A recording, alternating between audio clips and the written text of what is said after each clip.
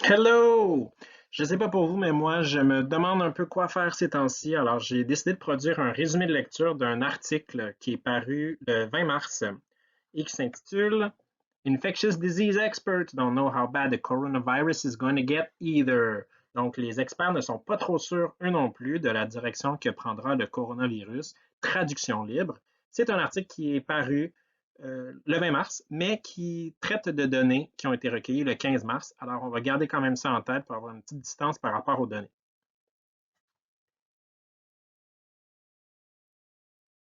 Dans l'introduction du texte, ce que les auteurs présentent, c'est qu'il existe beaucoup de modèles et que les modèles pour prévoir le comportement de COVID-19 changent beaucoup. En fait, le modèle comme tel ne changera peut-être pas énormément, mais les données qui sont utilisées et les paramètres du modèle vont, eux, changer à partir des observations qu'on fait. On peut modéliser le taux d'infection pour essayer de prévoir le taux de mortalité, la fin de la crise et d'autres choses qu'on présentera plus tard. L'étude est la suivante. Un sondage a été fait auprès d'experts aux États-Unis. Ce sont des experts qui viennent des universités, du gouvernement et de l'industrie. On va faire attention, ça vient des États-Unis, ça ne s'applique donc pas directement au Canada. Ceci étant dit, nos comportements sont quand même similaires et notre niveau de vie aussi. Alors, on peut regarder ce qui est dit là-bas pour réfléchir à ce qui pourrait être dit ici. Si vous trouvez qu'il est difficile de lire le texte en même temps que je parle, bien, la petite astuce que je vous suggère, c'est de faire pause dans la vidéo, prendre le temps de lire les paragraphes et après de réappuyer sur lecture.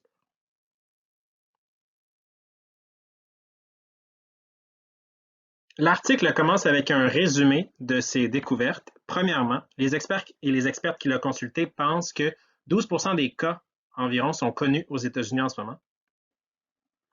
Ils pensent qu'il y a 73% de chances qu'il y ait une autre vague d'hospitalisation cet automne.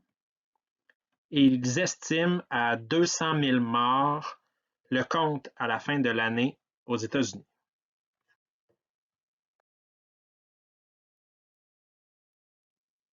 L'article commence en présentant sa méthodologie. Alors, ce qu'il remarque, c'est que les estimations des experts et des expertes, c'est pas suffisant. On va leur demander plutôt trois choses. Qu'est-ce que c'est votre estimation? Qu'est-ce que c'est, vous pensez, le minimum et le maximum pour la question qui vous est posée?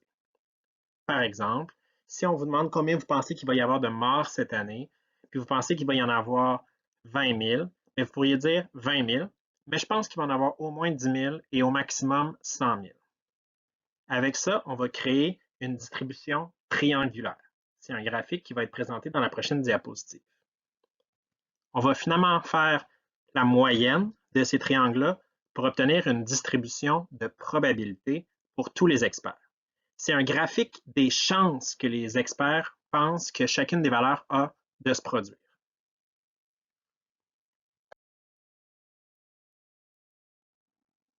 Prenons un exemple fictif. Disons qu'on a demandé à un premier expert combien de temps tu penses que la crise va durer. Cette personne-là répond, mon estimation, c'est 6 mois, mais je suis sûr que ça va durer au moins 2 mois et ça n'ira pas plus loin que 18 mois. Dans ce cas-là, on obtient le graphique suivant. On a un pic à son estimation principale, 6 mois. C'est censé être une ligne droite. On a le minimum ici à 2 mois et on a le maximum ici à 18 mois. On relie ces choses-là par des droites. Maintenant, sur l'axe des Y, c'est la probabilité donc que cet expert-là associe à chacune des valeurs. On voit que ça diminue de façon linéaire jusqu'à 2 mois et même chose jusqu'à 18 mois. Faisons la même chose pour le deuxième expert.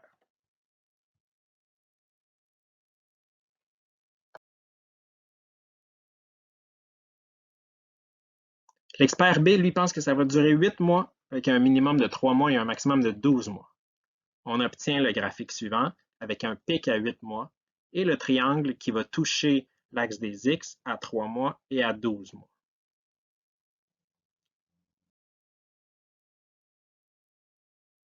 Maintenant que j'ai les prédictions de mes deux experts, j'ai deux distributions triangulaires, j'aimerais les combiner. D'abord, je peux les faire afficher sur le même graphique. En bleu, les prédictions de l'expert numéro 1 et en orange, les prédictions de l'expert numéro 2. Sur l'axe des X, donc à l'horizontale, vous avez le nombre de mois avant la fin de la crise, alors que sur l'axe des Y, vous avez la probabilité que chacun de ces experts-là attribuait à cette durée-là. Je vais maintenant prendre la moyenne des deux courbes. Ça veut dire qu'au-dessus de chaque valeur, je vais aller voir la valeur de la courbe en orange, qui vaut ici environ 0,22, et la valeur de la courbe en bleu, qui vaut ici environ 0,1, et je vais en faire la moyenne. Dans ce cas-ci, je devrais trouver 0,16. Si je vais me positionner au même endroit, je vois bien 0,16. J'ai fait afficher ici en pourcentage pour qu'on comprenne mieux qu'est-ce que ça représente. Donc, il y a une estimation environ que la durée de 9 mois, elle est probable à un niveau de 16%. Je fais la même chose pour l'ensemble des valeurs de l'axe des X et ça me donne le graphique qui est en vert ici, qui est quelque chose que je vais appeler la distribution consensuelle. C'est le mélange des estimations des deux experts. Si j'avais 10 experts, je ferais la moyenne sur 10 courbes exactement de la même façon, en additionnant l'ensemble des valeurs et en divisant par 10 au-dessus de chaque mois de l'axe des X. Comment est-ce que je peux utiliser maintenant ce graphique, cette ligne verte? Supposons qu'on me demande, selon les experts que tu as consultés, quelle est la probabilité que la crise dure plus que 10 mois? Bon, je répète qu'on est ici dans un exemple qui est fictif. N'utilisez pas ces données-là ailleurs. C'est un exemple simplifié. Mais s'il fallait répondre à la question, on aurait simplement besoin de considérer la région en vert ici. C'est l'air sous la courbe après la valeur 10. En fait, quand je fais les calculs de cette aire-là, je trouve que elle mesure 22%. Bon, c'est assez facile à calculer parce que c'est des trapèzes et des triangles. Je trouve que selon mes experts, il y aurait 22% de chances pour que la crise dure plus que 10 mois.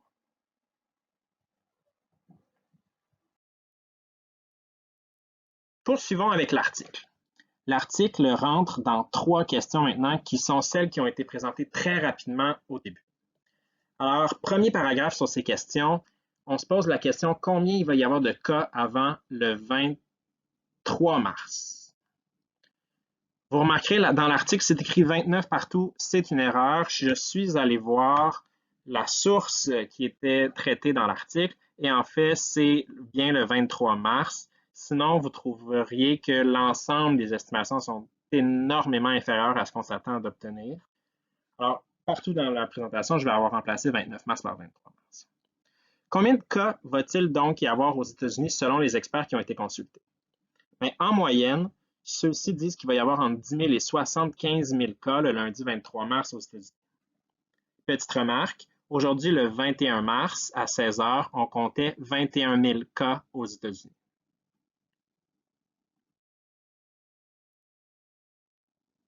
Si on continue dans l'article, on tombe sur le graphique suivant. Comment le comprendre? Premièrement, on voit qu'il répond à la première question qui était « À combien de cas peut-on s'attendre avant le 23 mars aux États-Unis? » Parlons de ce graphique-là en profondeur parce qu'il va revenir souvent avec des questions différentes. Premièrement, chaque barre bleue représente la réponse d'un expert ou d'une experte. Son estimation, c'est le point au milieu. Le minimum qu'il ou elle a identifié, c'est l'extrémité gauche du rectangle et le maximum, c'est l'extrémité droite. On peut tout de suite voir qu'il y a quand même peu de gens qui ont répondu à l'étude, fait qu'on va se garder une petite réserve sur l'interprétation des résultats, mais quand même, ce sont des experts. Souvent, dans un article, on va consulter un expert, 2 experts, 3 experts. Là, il y en a nettement plus qui ont répondu. Continuons à faire confiance aux données. On peut remarquer aussi, faire le lien avec ce qui vient d'être présenté, que chaque barre est en fait une distribution triangulaire. Si on la représentait en 2 dimensions, on aurait quelque chose comme ça, avec le pic au-dessus du point bleu. Chacun de ces rectangles bleus représente donc une distribution triangulaire et on va en faire la moyenne dans le graphique suivant à la prochaine diapositive. Une autre chose qu'on peut remarquer dans ce cas-ci, comme sur l'axe des X, ce sont le nombre de morts. Les experts qui sont les plus optimistes se trouvent à gauche, tandis que les experts qui sont les plus pessimistes se trouvent à droite. Ce ne sera pas le cas pour tous les graphiques, alors on va faire attention.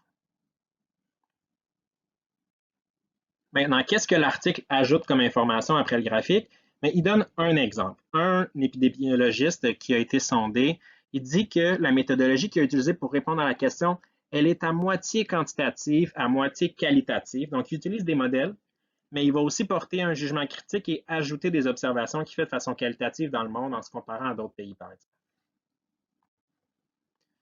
Maintenant, ce qui est dit à la fin du paragraphe, c'est que l'expert consulté, ça ne veut pas dire que c'est la même chose pour tous les experts qui ont répondu, mais celui qui a été consulté a utilisé un temps de doublement des infections de 5 à 8 jours. Parlons un peu de ce que c'est le temps de doublement. Qu'est-ce que c'est en fait le temps de doublement? Mais premièrement, j'ai fait des petits calculs, puis on va les regarder ensemble. Voici un tableau qui présente le nombre de cas après un mois s'il y avait une seule personne infectée au début du mois. J'ai pris un mois de 30 jours. On regarde le nombre de cas à la fin du mois pour différents temps de doublement.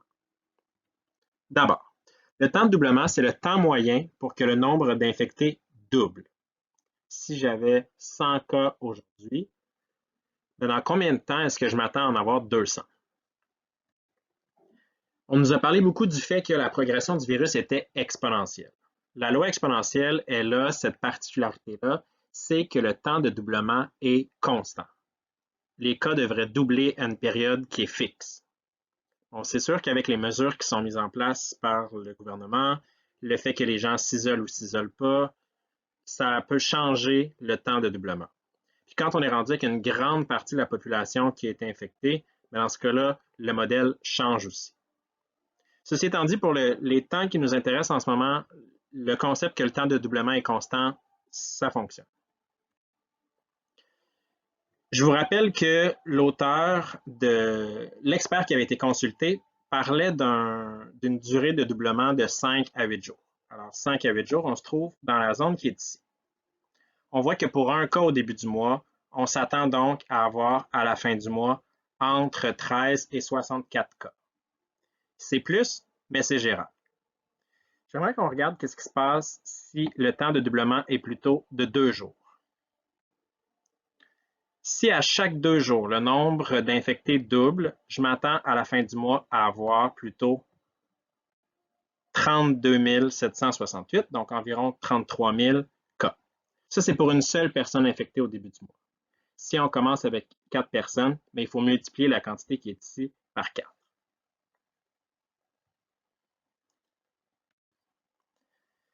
Un petit avertissement, la croissance exponentielle, elle est théorique. Ça reste que c'est un modèle. C'est possible, comme on l'a dit précédemment, que les différentes actions des gens dans la société changent énormément le nombre de cas à la fin du mois.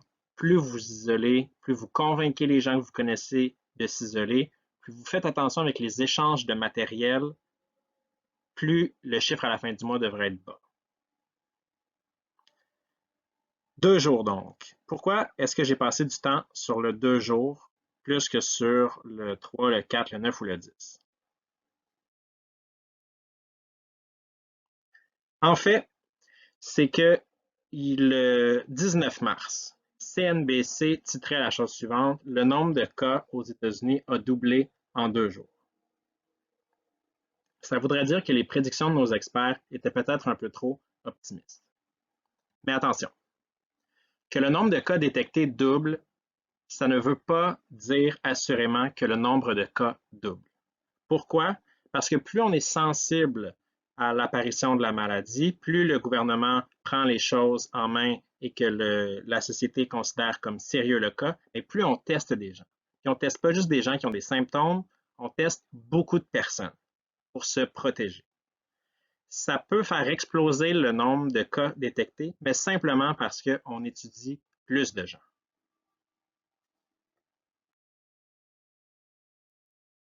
Revenons à l'article. On était sur le graphique tantôt, on s'était dit que ça, c'était toutes des distributions triangulaires. Tchou, tchou, tchou, tchou, tchou. Et qu'on pouvait en faire la moyenne. Les auteurs présentent tout de suite la moyenne des estimations dans ce diagramme de probabilité consensuelle. C'est un résumé de l'ensemble des positions, des estimations des experts qu'on a vu au graphique précédent. Alors, je vous rappelle qu'on est en train de montrer les estimations sur le nombre de cas au 23 mars aux États-Unis. L'estimation moyenne, 19 000 cas, représentés par le segment bleu sur le graphique. Les auteurs ne s'arrêtent pas là, ils disent on veut aussi montrer un intervalle autour de cette moyenne-là. Ils ont utilisé la valeur de 80 %, donc ils vont rejeter le 20 % des estimations qui étaient les plus extrêmes, les plus loin de la moyenne. Ça leur donne l'intervalle suivant, entre 10 500 et 81 500. Pourquoi est-ce que cet intervalle-là est autant asymétrique? Je l'ai dessiné ici. On voit que l'intervalle est atteint très rapidement vers la gauche, ici, mais très lentement vers la droite. Ça s'explique par le fait que la distribution qui est là, elle est asymétrique. Elle a une longue traînée vers la droite. Ici, j'ai donc eu besoin de parcourir très peu de distance pour aller chercher 40 % des données, alors qu'ici, ça a été long d'aller chercher 40 % des données parce qu'il y avait peu de données à chaque fois que j'augmentais. Pourquoi est-ce que la distribution elle a cette forme-là particulière? Mais je vous rappelle qu'il y a un seul expert qui a donné une estimation jusqu'à 500 000. Puis comme on est placé devant un graphique qui a été construit à partir d'une moyenne, bien, il faut se rappeler que la moyenne, elle est très sensible aux données extrêmes. Un exemple de ça, si vous prenez le salaire moyen dans un quartier et qu'il y a un joueur de hockey qui habite là, bien, à lui seul, il va tirer très fortement le salaire moyen vers le haut. La donnée va devenir donc un peu irréaliste ou va peu représenter les salaires dans le quartier. Mais ici, c'est ce qui se passe. La personne qui était très, très pessimiste parmi nos experts étire le graphique vers la droite.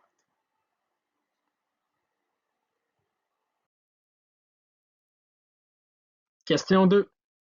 On a demandé aux experts, selon vous, quel pourcentage des cas étaient identifiés le 15 mars? Alors, je vous rappelle, chaque barre est une réponse d'un expert. On voit que la majorité des experts ont donné des réponses qui se trouvent entre 0 % et 20 %. Je vous avais dit de faire attention tantôt parce que les estimations positives étaient à gauche et les estimations plus pessimistes étaient à droite. Cette fois-ci, on est complètement dans l'inverse. Pourquoi? On se demande quel pourcentage des cas étaient identifiés. Si on avait réussi à identifier 100 % des cas, ça veut dire que les chiffres officiels qu'on posséderait, ce serait exactement le nombre de personnes infectées. Si on a réussi à identifier 50 % des cas, ça veut dire que pour chaque personne infectée connue, il y en existe une infectée qui n'est pas connue. Si on baisse encore le pourcentage de détection et qu'on va à 20 %, seulement 20 % des cas qui ont été identifiés, ça veut dire que pour chaque personne malade qu'on connaît, il en existe 4 qu'on ne connaît pas. Si on descend à 10 %, le ratio devient 1 pour 9. Une personne infectée connue pour 9 personnes infectées inconnues. Si on descend jusqu'à 5 % ou même jusqu'à 1 %, rendu à 1 %, ça voudrait dire que pour chaque personne malade qu'on connaît, il en existe 99 autres qui ne sont pas malades et qui se promènent dans la société. C'est pour ça que c'est crucial de s'isoler.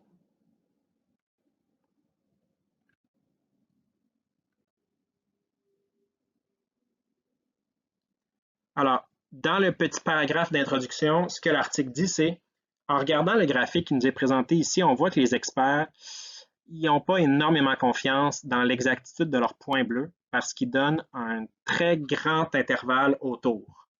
On est en pourcentage ici, donc de dire, moi j'estime entre 40 % moins 30 %, donc entre 10 % et 60 %, mais disons que je ne suis pas la personne la plus précise du monde. Il ne semble donc pas y avoir en ce moment de mesures claires chez les experts de quel pourcentage des cas on a réussi à identifier. Ceci étant dit, il y a quelque chose d'assez clair, c'est que tout le monde s'entend que c'est moins que 50% et la grande majorité pense que c'est beaucoup moins que 50%. En moyenne, la donnée était de 12%. Les experts pensent qu'il y a en moyenne 12% des cas qui ont été identifiés. Ça veut dire 12%, environ 1 pour 7. Fait qu'une personne identifiée pour 7 personnes non identifiées. En d'autres mots, ça veut dire qu'aux États-Unis en ce moment, ils pensent qu'il y aurait environ 29 000 personnes infectées. En ce moment, pardon, pas en ce moment, le 15 mars.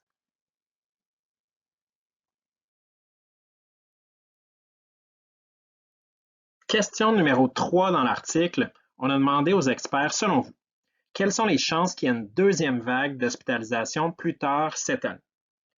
Alors, il faut savoir que la grippe, il y a souvent 2 pics ou plus.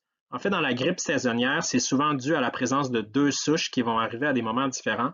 Mais même dans les grippes majeures, comme le SRAS par exemple, on avait l'apparition de ces 2 pics-là, même de 3 ou 4 pics.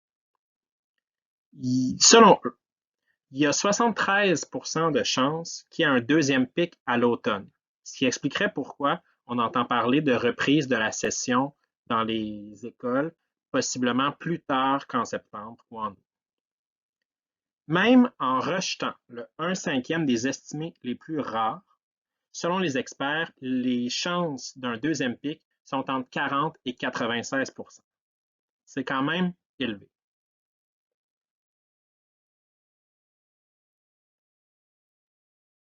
Je vous rappelle, les diapositives jaunes peuvent être sautées si vous voulez aller plus rapidement à la fin. Vous voyez ici, on a les tests positifs du H1N1 aux États-Unis en 2009. On voit bien l'apparition des 2 pics. Puis si on va voir d'autres grippes, dans le premier, on a ici le nombre de morts d'enfants en 2005-2006 à cause de la grippe. Et on voit que la H1N1 qui est en rose, il y a eu un premier pic ici, mais il y a aussi eu un deuxième pic plus tard. Pour ce qui est de la grippe espagnole, 1918 environ, on a la même chose. Premier pic, deuxième pic et même un troisième pic par la suite. Et finalement, ici, on a le SRAS en Chine avec un premier pic et un deuxième pic. Ce cercle-là n'est pas beau.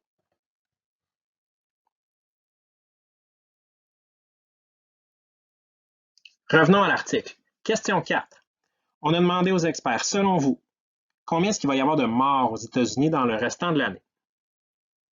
Les experts ont répondu les choses suivantes. Dans ce graphique-ci, vous avez le nombre de morts sur l'axe des X et vous avez, encore une fois, chaque expert qui est représenté par une bande bleue. L'estimation minimale était de 4 000, tandis que l'estimation maximale allait autour de 1 million.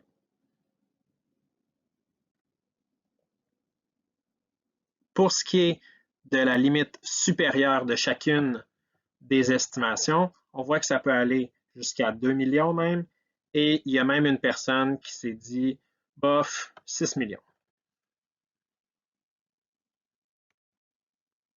Alors, une chose qu'on remarque sur le graphique suivant, les estimations sont très variées.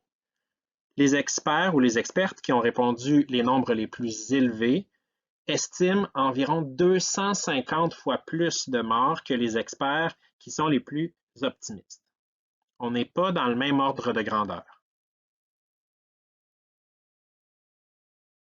L'article représente encore une fois la moyenne de ces estimations, comme on avait fait au début. Ils font la moyenne des triangles. Ça nous donne la distribution suivante. On voit qu'elle est très concentrée au début et on va appeler ça une distribution asymétrique qui s'étend avec une longue queue à droite. Les remarques. L'estimation moyenne des experts est d'environ 200 000 morts avant la fin de l'année aux États-Unis. Mais les estimations sont tellement différentes que même en rejetant le 5e des estimations qui sont les plus extrêmes, basse comme haute, on doit se limiter à prédire entre 19 000 morts et 1,2 million. L'estimation est donc, disons, très, très large, imprécise. Ce qu'on comprend de ça, c'est que les experts actuellement ne savent pas combien de morts on peut attendre. Ceci étant dit, l'ordre de grandeur est quand même intéressant et je veux préciser que, comme c'est des moyennes qu'on fait, les moyennes sont très influencées par les données extrêmes. Ce qui veut dire qu'il suffit de un ou deux experts qui sont très, très pessimistes pour complètement étirer la distribution vers la droite. Il se passe la même chose quand on regarde le salaire moyen sur une rue et qu'il existe une PDG de compagnie immensément riche qui habite là, mais on trouve un salaire moyen des ménages de 250 000 par famille, alors que c'est simplement parce qu'il y a une personne qui a fait 25 millions l'année passée, puis ça tire la moyenne lourdement vers le haut.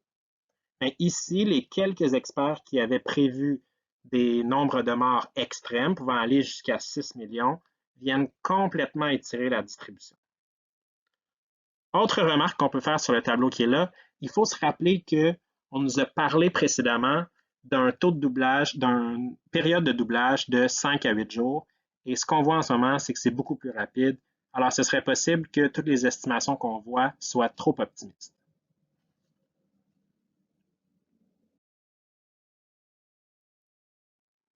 Les auteurs terminent en disant que leur sondage va être fait à chaque semaine. Espérons que de plus en plus d'experts et d'expertes vont être intéressés à participer. Ça va nous aider à acquérir de la profondeur dans les réponses. Puis on termine avec une petite phrase qui nous dit que les experts sont encore certains de pas grand-chose, comme le reste d'entre nous. C'est un peu maladroit parce que certainement que leurs prédictions valent beaucoup mieux que les nôtres. Merci beaucoup d'avoir été avec nous. Si vous avez aimé la vidéo, n'hésitez pas à m'écrire pour que j'ai le courage de reprendre du temps pour en faire d'autres.